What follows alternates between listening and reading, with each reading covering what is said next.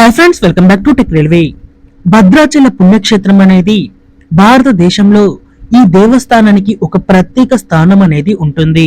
దక్షిణ అయోధ్యగా పిలువబడే భద్రాచలానికి భక్తుల యొక్క సంఖ్య అనేది దేశ నలుమూలల నుండి ఉంటుంది. ఇంకా రాముల వారి కళ్యాణాన్ని చూడడానికి ఇక్కడ భక్తులు అధిక సంఖ్యలో పాల్గొంటారు. ఏప్రిల్ 17వ తారీఖున ఈ కళ్యాణం అనేది జరగబోతుంది. ఒకసారి మనం భద్రాచలానికి ఎలా చేరుకోవాలో ఈ వీడియోలో తెలుసుకుందాం. ముందుగా మీరు మా టెక్ రైల్వే ఛానల్ ని ఇదే మొదటిసారి చూస్తున్నట్లయితే ప్లీజ్ సబ్స్క్రైబ్ చేసుకోండి. అలాగే నోటిఫికేషన్స్ కోసం పక్కనే ఉన్న బెల్ ఐకాన్ కొట్టండి. భద్రాచల దేవస్థానానికి తెలంగాణ నుండే కాకుండా ఆంధ్రప్రదేశ్ నుండి కూడా బస్సుల యొక్క సంఖ్య అనేది ఎక్కువగా ఉంటుంది. ఆంధ్రప్రదేశ్ నుండి వచ్చేవారు ఇక్కడ ఆంధ్రప్రదేశ్ లోని విజయవాడకి చేరుకుంటే విజయవాడ నుండి కొత్తగూడెం అలాగే భద్రాచలానికి డైరెక్ట్ కనెక్టివిటీ బస్సెస్ అనేవి ఉంటాయి. కొత్తగూడెంకి చేరుకున్నాక కొత్తగూడెం నుంచి 40 కిలోమీటర్ల దూరంలో ఉండే భద్రాచలానికి చేరుకోవచ్చు. రైల్లో భద్రాచలానికి విజయవాడ నుండి చేరుకోవాలంటే ఉదయం 7:50 విజయవాడలో మనకి భద్రాచలం రోడ్డు ప్యాసింజర్ అనేది అందుబాటులో ఉంటుంది.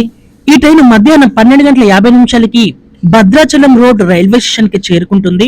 భద్రాచలం రోడ్ రైల్వే స్టేషన్ అంటే కొత్తగూడెం. ఈ కొత్తగూడెం నుండి ఇక్కడ భద్రాచలానికి 40 కిలోమీటర్ల దూరం అనేది ఉంటుంది. మీకు ఈ కొత్తగూడెం నుండి నెంబర్ ఆఫ్ బస్సెస్ అనేవి భద్రాచలంకి ఉంటాయి. ఇటు హైదరాబాద్ నుంచి వచ్చే ప్రయాణికులకి మనకి నెంబర్ ఆఫ్ బస్సెస్ అనేవి భద్రాచలానికి ఉంటాయి.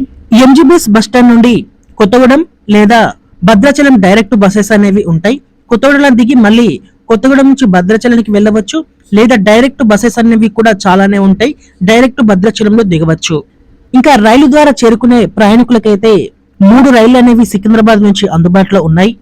ఉదయం 5:40 బెళగావి భద్రాచలం రోడ్ ఎక్స్ప్రెస్ అనేది అందుబాటులో ఉంటుంది. ఈ రైలు ఎక్కితే మధ్యాహ్నం 11:30 వరకు భద్రాచలం రోడ్ రైల్వే స్టేషన్ లో దిగవచ్చు. భద్రాచలం రోడ్ రైల్వే స్టేషన్ నుండి బస్సు ద్వారా భద్రాచలానికి చేరుకోవచ్చు. అలాగే సికింద్రాబాద్ నుంచి సాయంత్రం 5:25 సికింద్రాబాద్ భద్రాచలం రోడ్ ఎక్స్ప్రెస్ అనేది ఉంటుంది. కాకతీయ ఎక్స్ప్రెస్ ఇది.